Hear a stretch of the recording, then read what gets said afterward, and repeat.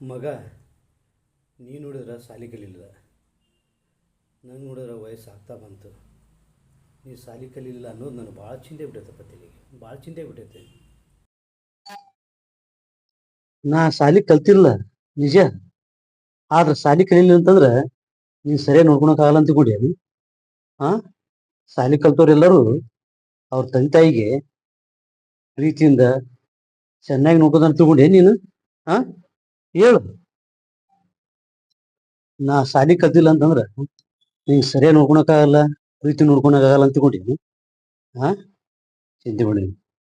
ಎಷ್ಟೋ ಮಂದಿ ಸಾಲಿ ಕಲ್ತವ್ರು ತಮ್ಮ ತಂದೆ ತಾಯಿಗೆ ಸರಿಯಾಗಿ ಪ್ರೀತಿ ನೋಡ್ಕೊತಾರ, ನೋಡ್ಕೊಂತಾರ. ಹೇಳು. ಮತ್ ನನ್ನ ಬಗ್ಗೆ ಇಷ್ಟೊಂದು ಯಾಕೆ ಚಿಂತೆ ಮಾಡ್ತೀನಿ ನೀನು? ನಿನ್ನ ಪ್ರೀತಿ ನೋಡ್ಕೊಳೋ ಜವಾಬ್ದಾರಿ, ಸರಿಯಾಗಿ ನೋಡ್ಕೊಳೋ ಜವಾಬ್ದಾರಿ ನಂದು. ನನಗ್ ಬಿಡು ನೀನು. ನಿನಗೂ ಗೊತ್ತೈತೆ.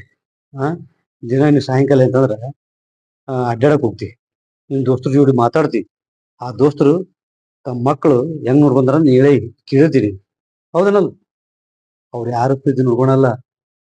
ಆ ತಂದಿಗೆ ಗೌರ್ಮೆಂಟ್ ನೌಕರಿ ಇತ್ತಂತಂದ್ರ, ತಾಯಿ ಗೌರ್ಮೆಂಟ್ ನೌಕರಿ ಇತ್ತಂತಂದ್ರ, ಅಥವಾ ಪೆನ್ಷನ್ ಹಣ ಬರ್ತಿದ್ರ, ಅಥವಾ ತಂದೆ ತಾಯಿ ಮೇಲೆ ಬಹಳಷ್ಟು ಲಕ್ಷ ಲಕ್ಷ ಕೋಟಿ ಕೋಟಿ ಹಣ ಇತ್ತಂದ್ರ ಅಂಥವ್ರು ಏನಂತಂದ್ರೆ ತಂದೆ ತಾಯಿ ಚಂದ ನೋಡ್ಕೊಂತಾರ, ಪ್ರೀತಿ ನೋಡ್ಕೊಂತಾರ, ಸರಿ ನೋಡ್ಕೊಂತಾರ. ಇವ್ಯಾವ ಇರ್ಬೇಕಂದ್ರೆ ಅನಾಥ ಶವ. ನೀ ಹೇಳೋದು ಖರೆ ಐತೆ ಮಗ. ನಾನು ಸಂಜೆ ಮುಂದೆ ಐತಲ್ಲ ಅಡ್ಡಾಡಕ್ಕೆ ಹೋದ್ನ್ಯಾಗ ನನ್ನ ಗೆಳೆಯರೆಲ್ಲ ಹೇಳ್ತಾರೆ, ಹಾಂ, ನನ್ನ ಮಕ್ಕಳು ನಂಗೆ ಸರಿಯಾಗಿ ನೋಡ್ಕೊಳಕತ್ತಿಲ್ಲ, ನನ್ನ ಸ್ವಸ್ಥಂದ್ರೆ ನಂಗೆ ಸರಿಯಾಗಿ ನೋಡ್ಕೊಳಕತ್ತಿಲ್ಲ ಅಂತ ಹೇಳ್ತಾರೆ. ಒಪ್ತೀನಿ. ಆದ್ರೆ ಅಷ್ಟೆಲ್ಲ ಶ್ರೀಮಂತರಿದ್ದರು, ಅಷ್ಟೆಲ್ಲ ಹಣ ಇದ್ದರು, ಅಷ್ಟೆಲ್ಲ ಸೌಕರ್ಯ ಇದ್ದರು ತಂದೆ ತಾಯಿ ಸರಿಯಾಗಿ ನೋಡ್ಕೊಳಲ್ಲ. ಪಾಪ ನೀ ಸಾಲಿಗಿಲ್ಲಾರ್ದ, ಹಾಂ, ನಿನಗೆ ಯಾವುದೋ ಒಂದು ಸರಿಯಾದ ಕೆಲಸ ಇಲ್ಲ, ನೀ ಹೆಂಗೆ ನೋಡ್ಕೊತೀಪ್ಪ ನನಗೆ? ಹಾಂ, ನನಗೆಲ್ಲ ಚಿಂತೆ ಬಿಟ್ಟೈತೆ, ಭಾಳ ಚಿಂತೆ ಬಿಟ್ಟೈತೆ. ಹಂಗಂತ ಎಲ್ಲ ಸಾಲಿ ಕಲ್ತವ್ರು ಹಂಗೆ ಇರಲ್ಲ. 180% ಜನ ಮಾತ್ರ ಎಂತ ಸಾಲಿ ಕಲ್ತವ್ರು ತಂದೆ ತಾಯಿಗೆ ಭಾಳ ಕೆಟ್ಟದ ನೋಡ್ಕೊಂತಾರೆ, ಕೆಟ್ಟದ ನೋಡ್ಕೊಂತಾರೆ. ಆರ 20% ಜನ ಚಲೋ ನೋಡ್ಕೊಂತಾರ. ಅಂತವ್ರು ಒಳ್ಳೆಯವ್ರು ಅದಾರ, ಇಲ್ಲ ಅನ್ನಲ್ಲ, ಬುದ್ಧಿದ್ದವ್ರು ಅದಾರ.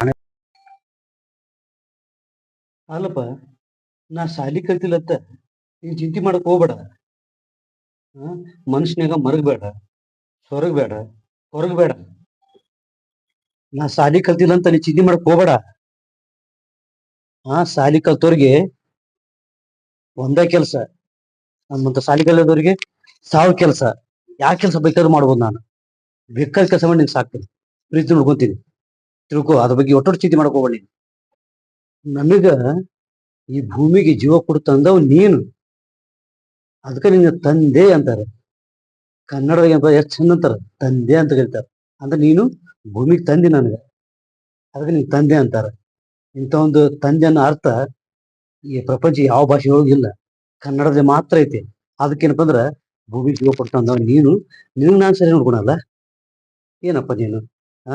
ನನ್ನ ಮೇಲೆ ನಿನ್ಗೆ ವಿಶ್ವಾಸ ಇಲ್ಲ, ನಂಬಿಕೆ ಇಲ್ಲ? ಹೇಳು. ಮಗ, ನಿನಗೆ ತಂದೆ ಮೇಲೆ ಎಷ್ಟು ಪ್ರೀತಿಯು, ಎಷ್ಟು ಭಕ್ತಿಯು, ಎಷ್ಟು ಗೌರವ, ಎಷ್ಟು ವಾತ್ಸಲ್ಯ. ನಿನ್ನ ಮಾತು ಕೇಳಿಕೇಸಿ ನಾನು ಕರಿಯೋದೆ.